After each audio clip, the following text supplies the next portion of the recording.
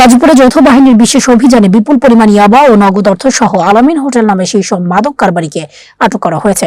আরো বিস্তারিত সামাদ খান দোকানে পাঠানো তথ্য ও ভিডিও চিত্রে।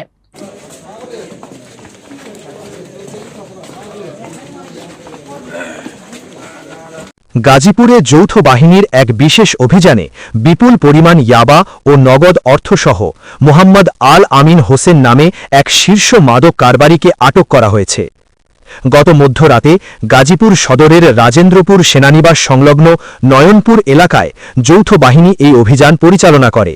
এ সময় তল্লাশি চালিয়ে আল আমিনের কাছ থেকে ৩,৭৫৫ পিস ইয়াবা ট্যাবলেট এবং নগদ ৫,১১,৪৬০ টাকা উদ্ধার করা হয়।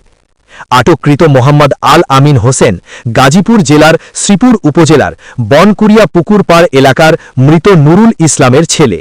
পরবর্তীতে তার বিরুদ্ধে প্রয়োজনীয় আইনানুগ ব্যবস্থা গ্রহণের জন্য উদ্ধারকৃত আলামত সহ তাকে জয়দেবপুর থানা পুলিশের কাছে হস্তান্তর করেছে যৌথ বাহিনী।